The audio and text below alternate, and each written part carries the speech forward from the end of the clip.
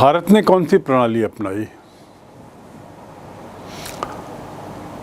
भारत ने संसदीय कार्यपालिका को अपनाया है। भारत के संदर्भ में आपको याद रखना होगा कि हमने संसदीय कार्यप्रणाली को अपनाया, अध्यक्षात्मक को नहीं। आखिर क्यों हमने अध्यक्षात्मक नहीं अपनाया? क्यों संसदीय प्रणाली ली? किसी भी चीज़ को करने के जब हम करते हैं तो उसके कुछ कारण होते हैं। उन कारणों के कारण हम कुछ करते हैं, फिर जो हम करते हैं वह अगले हमारी कार्रवाई का कारण बन जाता है। तो कारण और कारक को समझना बहुत ज़रूरी है। कारण और कारक के बीच में संबंध बहुत गहरे होते हैं, घनिष्ठ होते हैं। और यदि हम किसी भी विषय का अध्ययन कारण और कारक को लेकर करें तो हमारे इस विषय की समझ बड़ी सरल हो जाती है। खासकर इतिहास को समझना बहुत सरल हो जाता है। भारत में हमने ये संसदीय प्रणाली क्यों अपनाई, इसको यदि समझना है तो हमें जाना होगा थोड़ा इतिहास की ओर।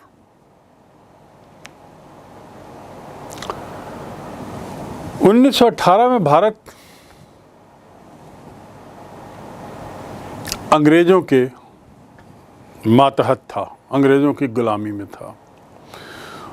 1914-18 का जब प्रथम विश्व युद्ध समाप्त होता है तो अंग्रेज सरकार ने भारतीयों को वादा किया था कि हाँ, हम आपको स्वराज देंगे।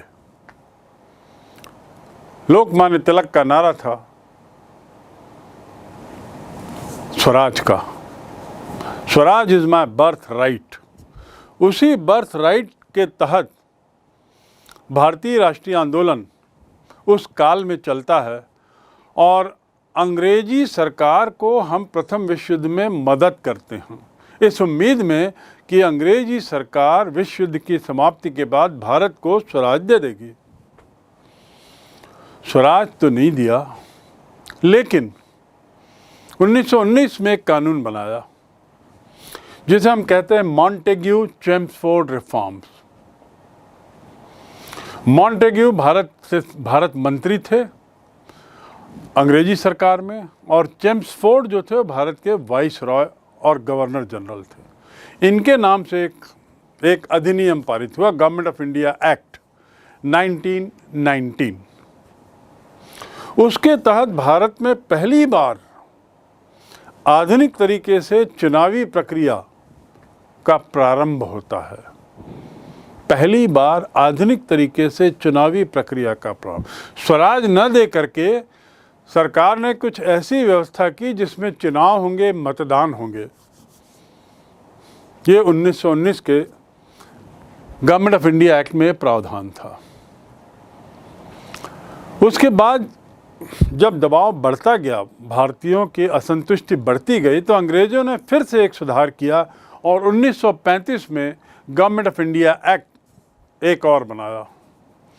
उसमें थोड़े ज़्यादा बड़े स्तर पर चुनाव के प्रावधान और सत्ता का हस्तांतरण कुछ स्तर पर भारतीयों को किए जाने का प्रावधान था। चुनाव के आधार पर सत्ता का हस्तांतरण, इसका प्रावधान बड़े स्तर पर किया गया, लेकिन अंग्रेज़ों की गुलामी के तहत ही। कुछ हद तक स्वायत्तता या स्वराज देने की बात कही गई। कहने का तात्पर्य कि जो दो गवर्नमेंट ऑफ इंडिया एक्ट जो पास हुए थे, उसमें एक तरीके से चुनावी प्रक्रिया की शुरुआत आधुनिक स्तर में भारत में हुई। भारतीयों ने इसमें भाग लिया और ऐसा करते हुए उन्होंने कई जगह चुनाव भी किए, चुनाव जीते, सरकार बनाई राज्य के स्तरों पर, देश के स्तर पर नहीं, राज्य के स्तर पर। और इस प्रकार कुछ अनुभव मिला उनको, इस चुनावी प्रक्रिया का अनुभव, जिसे हम कह सकते हैं संसदीय प्रणाली। तो हमारे पास चुनाव का अनुभव था, संसद के संचालन का भी अनुभव हो गया इसलिए पहला कारण भारत में संसदीय प्रणाली के चयन का अपना अनुभव 1919 और 1935 के अधिनियम के तहत संसदीय संचालन और शासन का अनुभव पहला कारण बनता है भारत में संसदीय प्रणाली को लागू करने का। दूसरा, इसके और भी कारण थे संसदीय प्रणाली को लागू करने के, क्योंकि भारत सदैव लोकतंत्र का प्रचारक रहा है। जनता की सत्ता पर उसका विश्वास ज़्यादा रहा। इस बात पर उसका अटूट विश्वास रहा भारतीयों का, भारतीय राष्ट्रीय आंदोलन में भाग लेने वालों का, कि देश की जो सत्ता है वो जनता में है। देश की सत्ता का स्रोत जनता है और जनता की आवाज़ संसदीय प्रणाली में सर्वोत्तम तरीके से पहुंच सकती है, इसलिए संसदीय प्रणाली। दूसरा कारण जो हमने संसदीय प्रणाली को अपनाया, या कहना चाहिए अध्यक्षीय प्रणाली को नहीं अपनाया, उसका दूसरा कारण है कि अध्यक्षीय प्रणाली की एक बहुत बड़ी बुराई थी। वो बुराई ऐसी थी कि जिसमें पूरी संभावना थी या रहती है अध्यक्षीय प्रणाली में कि राष्ट्रपति के पास सभी शक्तियां केंद्रित रहती हैं। देश की सभी शक्तियां, सभी पावर्स, देश चलाने के, देश संबंधी, ये राष्ट्रपति नाम के एक व्यक्ति पर, एक पद पर सीमित हो जाती है। तो न केवल राष्ट्रपति बहुत शक्तिशाली बन जाता है, बल्कि एक तरीके से व्यक्ति पूजा का खतरा भी बन जाता है। व्यक्ति पूजा अर्थात किसी एक व्यक्ति के पीछे पूरा देश, और ये ठीक नहीं है। जिस काल की हम बात कर रहे हैं 1935 और 40-45 की, इस समय व्यक्ति पूजा के बहुत कड़वे अनुभव थे। चाहे वो इटली में मुसोलिनी के रूप में हो, चाहे जर्मनी में हिटलर के रूप में हो, और अन्य कुछ और उदाहरण हो। ये व्यक्ति पूजा का ही परिणाम था कि ये दोनों देश और हिटलर और मुसोलिनी इतने ज़्यादा शक्तिशाली बन गए कि वे विश्व युद्ध का कारण बने। इसलिए इस बात का भय था कि अध्यक्षात्मक प्रणाली की ये बहुत बड़ी बुराई जो है वह कहीं हावी ना हो जाए, और इसलिए व्यक्ति पूजा के खतरे को देखते हुए हमने अध्यक्षात्मक प्रणाली को दूर रखा और संसदीय प्रणाली को प्राथमिकता दी। तीसरा कारण, संसदीय व्यवस्था में अनेक प्रक्रियाएं ऐसी हैं जो ये सुनिश्चित करती हैं कि कार्यपालिका, विधायिका, इनके बीच में घनिष्ठ संबंध हो। और किस ढंग का संबंध? उत्तरदायित्व का। अर्थात कार्यपालिका जो है वो विधायिका के प्रति पूरी तरह उत्तरदायी हो, अकाउंटेबल हो, जिम्मेदार हो। किसके प्रति? विधायिका के प्रति। और विधायिका किनसे बनी होती है? विधायिका अर्थात संसद। संसद में कौन लोग आते हैं? सांसद। सांसद को कौन चुनता है? जनता। अर्थात जनता के प्रतिनिधि वहाँ बैठते हैं, उसके प्रति कार्यपालिका उत्तरदायी रहती है संसदीय प्रणाली में। दूसरे शब्दों में, संसदीय प्रणाली में कार्यपालिका जनता के प्रति उत्तरदायी रहती है, जनता के प्रतिनिधियों के माध्यम से। इसलिए भी संसदीय प्रणाली को हमारे देश के कर्णधारों ने, हमारे देश के संविधान निर्माताओं ने संसदीय प्रणाली को प्राथमिकता दी। चौथा कारण, राष्ट्रपति जो होता है उसे देश का औपचारिक प्रधान बनाया गया। औपचारिक, फॉर्मल।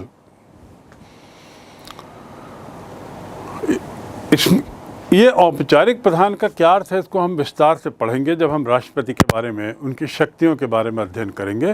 पर आप अभी इतना समझ लें कि राष्ट्रपति जो देश है वह देश का औपचारिक प्रधान है, जबकि प्रधानमंत्री सरकार का प्रधान है।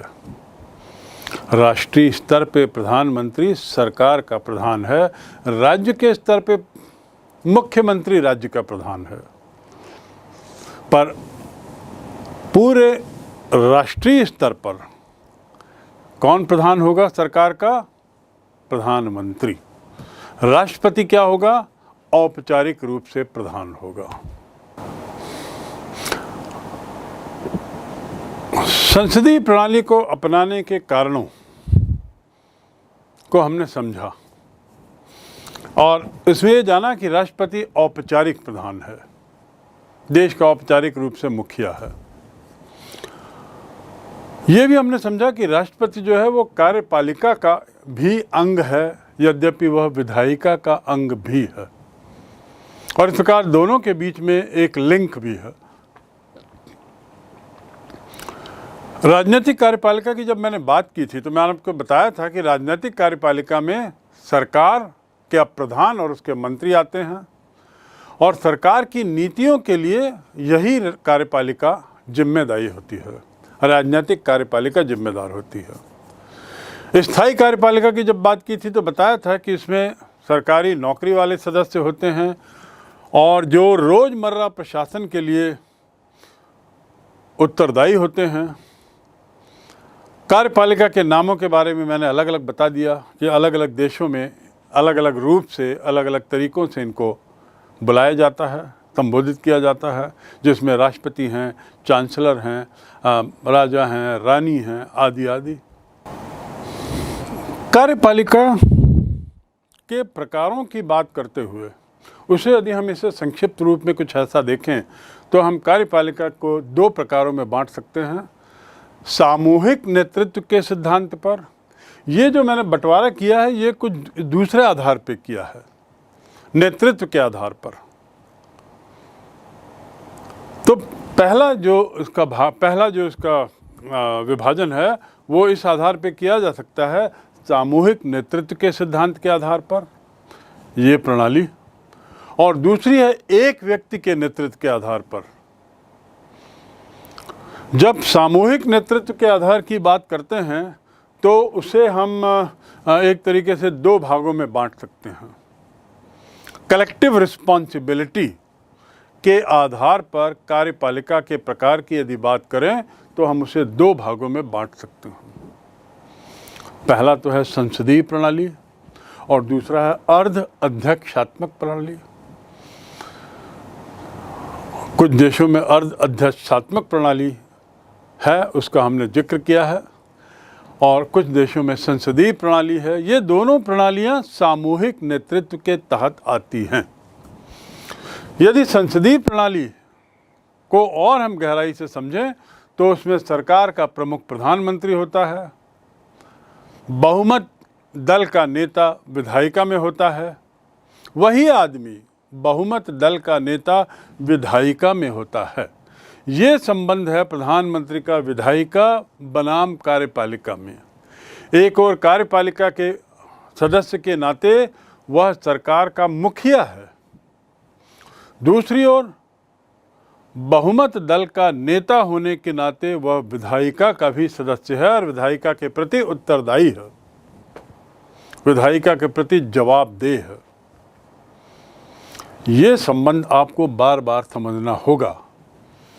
एक ही व्यक्ति दो पदों पर है, वह संसद का बहुमत दल का नेता है और इस प्रकार वह विधायिका का सदस्य है, और इस प्रकार वह विधायिका के प्रति विधायिका का सदस्य है।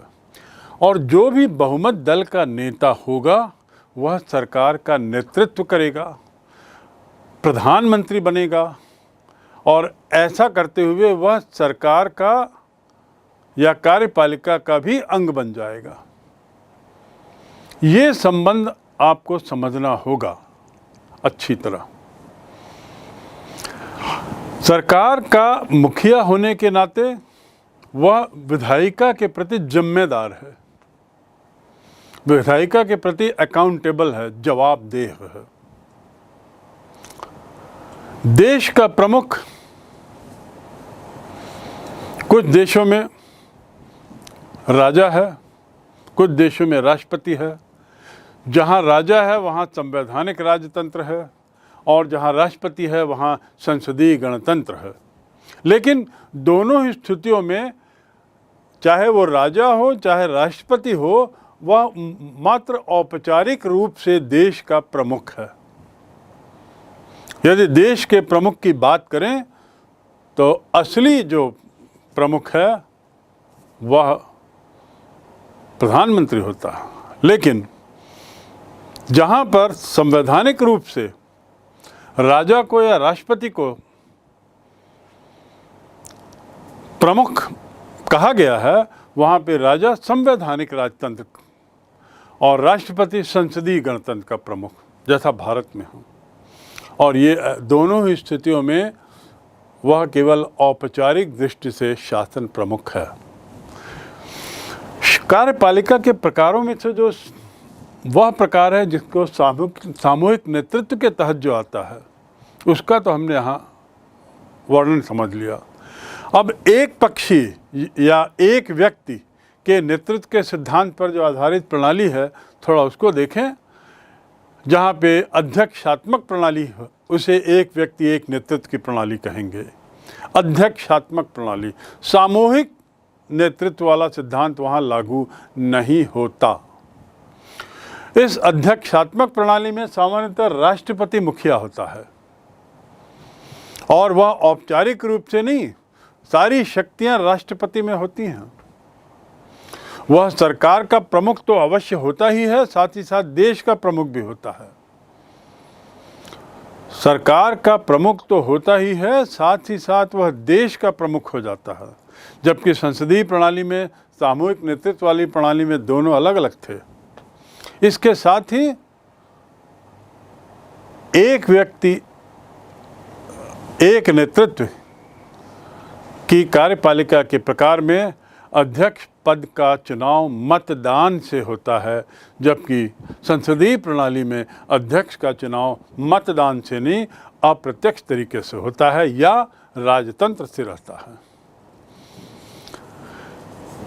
ऐसी स्थिति में एक बड़ी अजीब बात होती है, जहां एक व्यक्ति के नेतृत्व में सिद्धांत पर आधारित प्रणाली लागू है, वहां पर राष्ट्रपति जो है या अध्यक्ष जो है, वह विधायिका के प्रति जिम्मेदार नहीं होता, विधायिका के प्रति जवाबदेह नहीं होता। अर्थात जनता के द्वारा चुने गए प्रतिनिधियों के प्रति उसकी जवाबदेही नहीं रहती।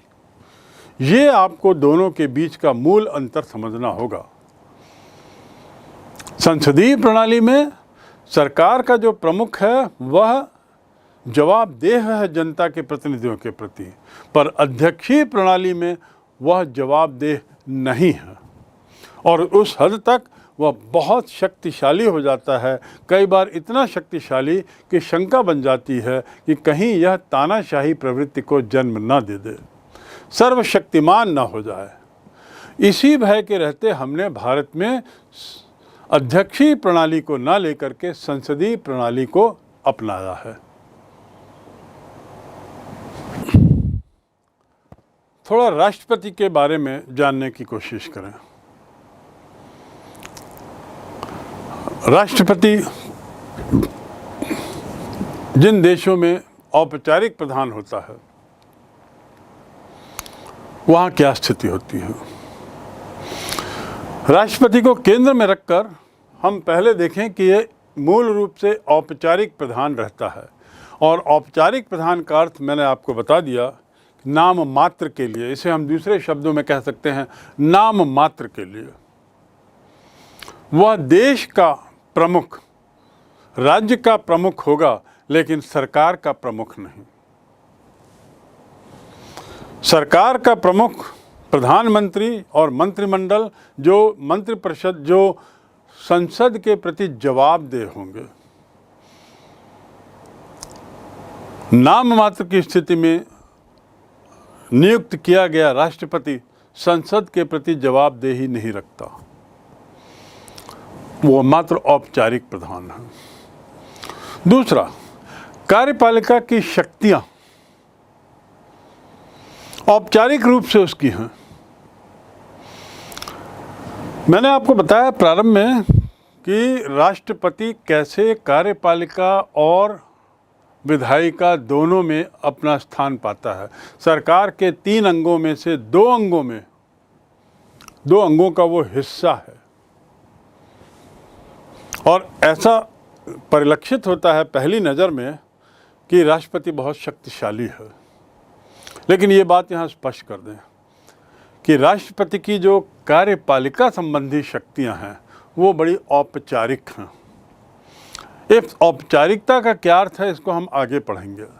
फिलहाल आप जान लें कि ये मात्र दिखाने के लिए उसकी शक्तियाँ हैं। वास्तव में ये शक्तियाँ तो सरकार में हैं, और सरकार से हमारा ताल्लुक़ है प्रधानमंत्री और उसके मंत्रिमंडल पे। वास्तविक शक्तियाँ इनके पास होती हैं, राजनीतिक कार्यपालिका के पास होती हैं। राजनीतिक कार्यपालिका के वो हिस्सा जिसमें प्रधानमंत्री और मंत्रिमंडल हैं। बाकी राष्ट्रपति भी राजनीतिक कार्यपालिका का अंग है, लेकिन उसकी शक्तियां मात्र औपचारिक हैं, कहने को हैं, बस नाम मात्र को हैं। उसे देश के मुखिया के रूप में दिखाया जाता है, देश का मुखौटा है, देश का प्रथम नागरिक है, उससे आगे कुछ नहीं।